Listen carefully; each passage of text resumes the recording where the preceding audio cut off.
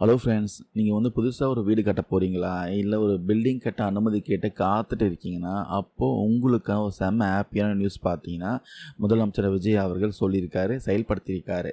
எத்தனை காலமாக நம்ம எல்லாரையும் பாடாயப்படுத்திட்டு இருந்த ஒரு அடவாடி வசூலுக்கு இப்போ ஒரு என்கார் போட்டிருக்காரு நம்ம முதலமைச்சர் விஜய் அவர்கள்.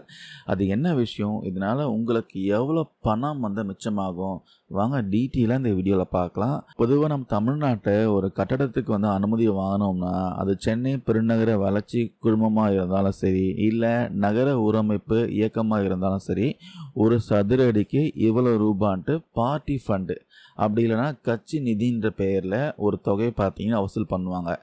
இது அதிகாரிகள் மூலமாக வசூலிக்கப்பட்டு அந்த தொகை பார்த்தீங்கன்னா ஆட்சியாளர்களுக்கு போய் சேரும். இது இன்னைக்கு நேற்று இல்லைங்க, கடந்த 30 வருஷமாக நடந்துட்டு வர ஒரு எழுதப்படாத ஒரு விதிமுறையாக இருந்துச்சு. இந்த கொடுமைக்கு பார்த்தீங்கன்னா ஒரு விலை உண்டு.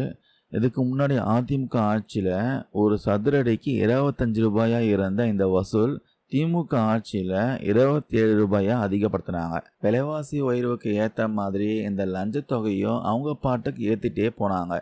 இந்த தொகையை கொடுத்தா மட்டும்தான் உங்கள் ஃபைல் பார்த்தீங்கன்னா மூவ் ஆகும், பில்டிங் கட்ட அனுமதியே கிடைக்கும் என்ற நிலைமை தான் பார்த்தீங்கன்னா இத்தனை காலமாக இருந்துகிட்டு இருந்துச்சு. ஆனால் இப்போ நிலைமை பார்த்தீங்கன்னா டோட்டலாக மாறப்போகுது. முதலமைச்சர் விஜய் தலைமையிலான தாவேக அரசு பொறுப்பேற்றதுக்கு அப்புறமா நகர ஊரமைப்பு இயக்கம் ஒரு அதிரடி முடிவு எடுத்திருக்காங்க. இனிமேல் எந்த விண்ணப்பதாரர்கிட்ட இருந்தும் பார்ட்டி ஃபண்ட் வசூலிக்கப்பட மாட்டாதுன்ட்டு அதிகாரிகள் தெளிவாக சொல்லிட்டாங்க. தகுதியுள்ள விண்ணப்பங்களுக்கு எந்த தடையும் இல்லாமல் உடனடியாக அனுமதி வழங்கப்படும்ட்டு அறிவிப்பு வெளிவந்திருக்கு. இதை கேட்டதுமே பார்த்தீங்கன்னா வீடு கட்ட பிளான் பண்ணிட்டு இருந்த பொதுமக்களும் பில்டர்களும் செம குஷியில் இருக்காங்க சொல்லலாம். இங்கே ஒரு முக்கியமான விஷயம் என்னென்னா, இந்த அரசோடைய அதிரடி நடவடிக்கை முழுசாக மக்களை சென்றடையணும்னா ரியல் எஸ்டேட் துறையினரும் ஒத்துழைக்கணும். அவங்க வீடு வாங்குகிற மக்கள்கிட்ட பார்ட்டி ஃபண்டுன்னு சொல்லி இனிமேல் எந்த பணமும் வாங்கக்கூடாது. ஏன்னா அரசு இப்போது அதை முழுசாக பார்த்தீங்கன்னா நிறுத்தி இருக்கு. இது உண்மையிலே ஒரு நல்ல தொடக்கம் தான். உங்களை நம்பி வாக்களித்த மக்கள் இது மாதிரி இன்னும் பல அதிரடியான ஆக்ஷன்லாம் உங்ககிட்ட இருந்து எதிர்பார்க்குறாங்க.